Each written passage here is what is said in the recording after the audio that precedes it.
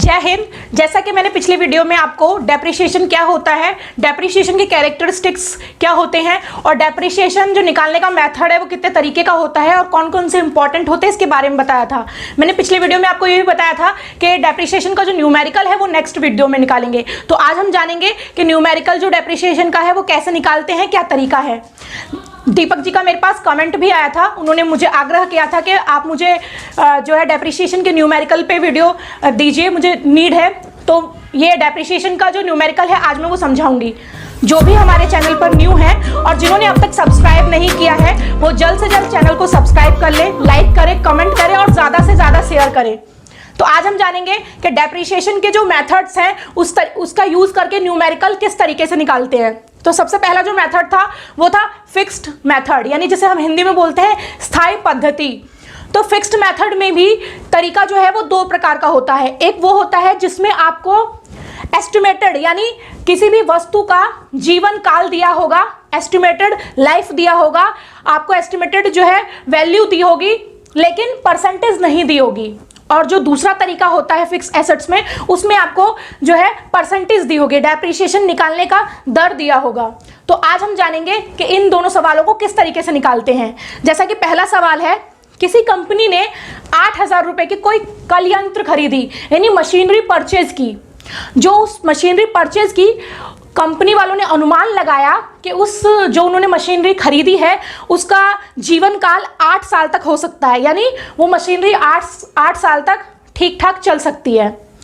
और आने वाले समय तक यानी मशीनरी के अंतिम काल तक, अंतिम जीवन काल तक उसकी जो वैल्यू है वो 0 हो जाएगी, यानी खत्म हो जाएगी, वो खराब हो जाएगी, वो किसी भी काम की नहीं रहेगी।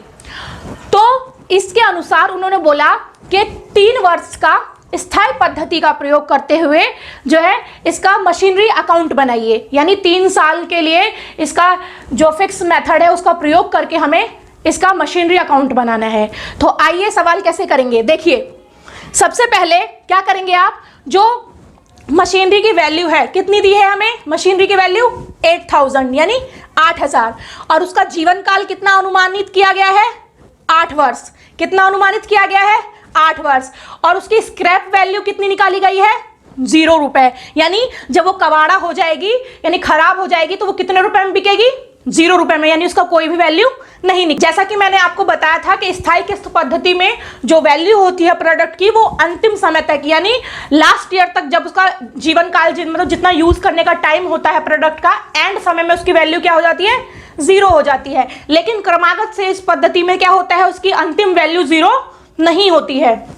तो जैसा कि ये सवाल पूछा है इसके बारे में आप इसे सॉल्व कैसे करेंगे वो देखते हैं। आपको सबसे पहले ये जानना होगा कि किसी भी एंट्री में 2 पक्ष होते हैं, यानी 2 साइड होते हैं, एक डेबिट और एक क्रेडिट, जिसे हिंदी में बोलते हैं देनदार और लेनदार। उसी तरीके से इस सवाल को सॉल्व करने के लिए आपको 2 पक्ष बनाने होंगे, एक डेबिट और एक क्रेडिट।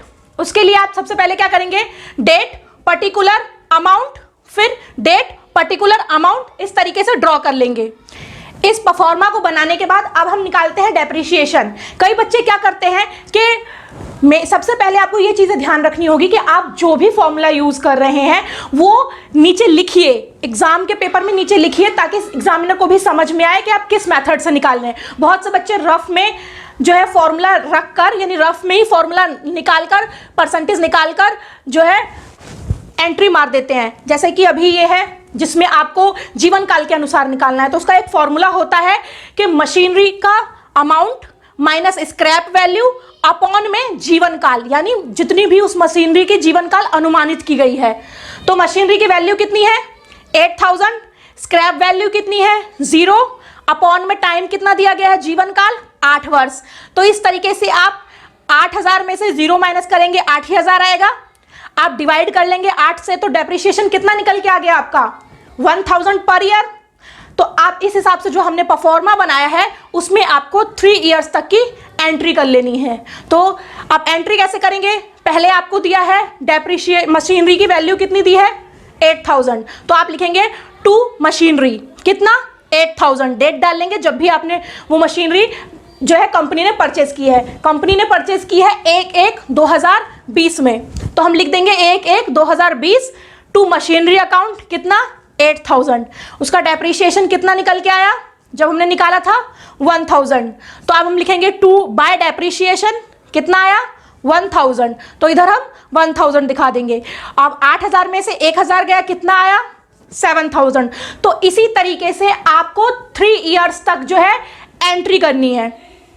3 इयर्स तक एंट्री करने के बाद आप ये देखेंगे कि 3 इयर्स के बाद इसकी वैल्यू बच रही है 5,000। तो अब आप ये बोलेंगे कि मैम इसमें तो वैल्यू बच रही है, बट आप तो बोल रहे हो जीवन काल तक इसकी वैल्यू 0 हो जाएगी। कब 0 हो जाएगी? 8 वर्ष। क्यों?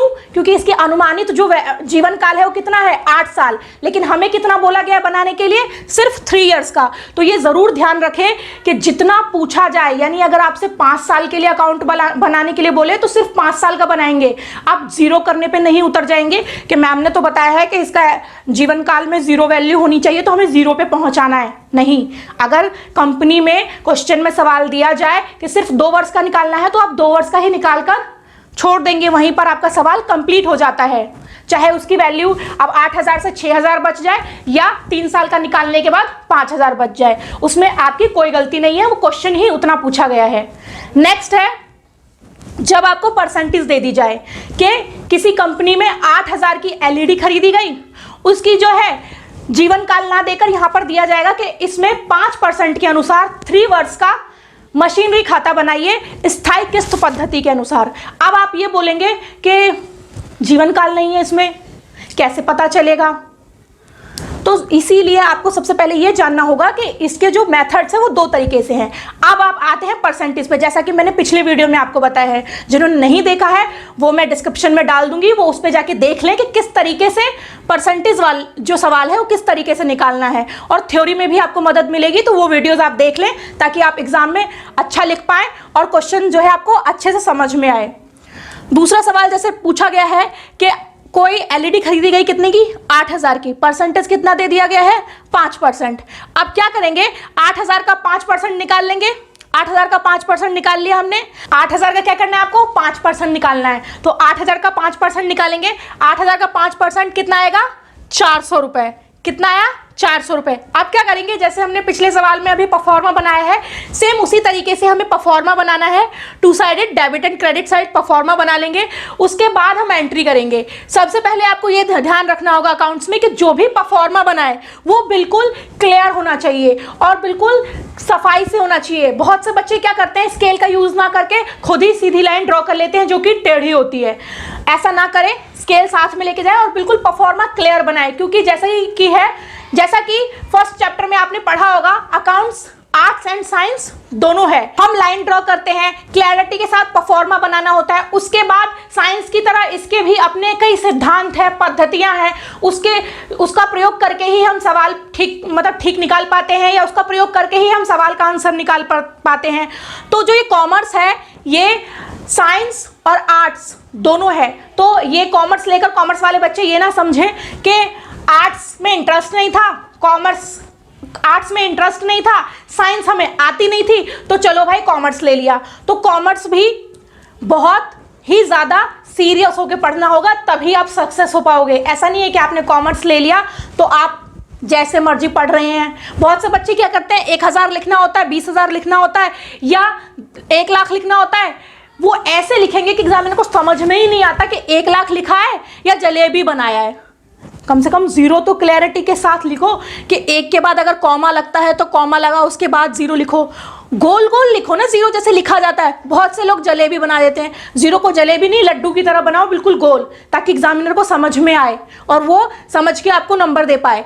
जो आपको अकाउंट्स में सबसे ज़्यादा नंबर जो है वो, बहुत से बच्चे ये सोचते हैं कि थ्योरी में इतने नंबर नहीं मिलते अकाउंट्स में, लेकिन न्यूमेरिकल में बहुत ज़्यादा नंबर मिलते हैं। न्यूमेरिकल में नंबर गेन करने का या नंबर मिलने का यही रीज़न है कि आपको परफॉर्मा के ऊपर भी नंबर मिलता है। यानी अगर आपका परफॉर्मा बिल्कुल सही तरीके से होगा, जैसा होना चाहिए, यानी जैसा क्वेश्चन की डिमांड है उस तरीके से अगर आपकी परफॉर्मा होते हैं, तो परफॉर्मा और सीरियल वाइज, यानी जिस तरीके से आपने सॉल्यूशन किया है उस तरीके से भी आपको नंबर मिलता है। जरूरी नहीं होता कि आप बिल्कुल आंसर के एंड तक पहुंच जाएंगे तभी आपको नंबर मिलेगा, नहीं। अगर आपका तरीका ठीक है, आप एंड तक नहीं पहुंच पाए, बैलेंस शीट का आंसर नहीं निकाल पाए, तो ऐसा नहीं है कि आपको नंबर नहीं मिलेगा। अगर आप जहां तक सवाल छोड़कर आ रहे हैं, अगर वहां तक आप सही तरीके से करके आए हैं तो भी आपको नंबर मिलेगा।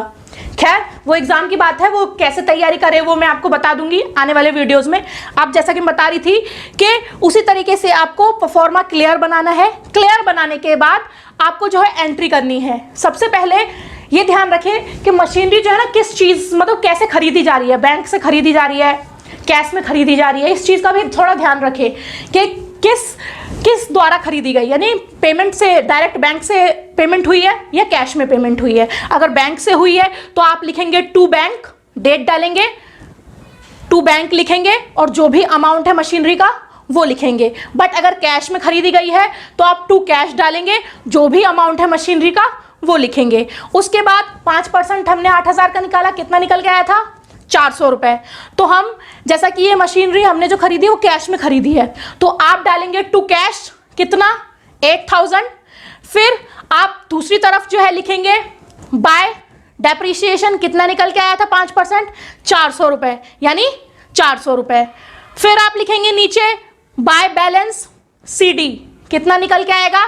8,000 में से 400 रुपए घटाएंगे, कितना बच जाएगा? 7600 रुपए। बाय बैलेंस CD में लिख देंगे 76। आई होप आपको समझ में आ गया हो।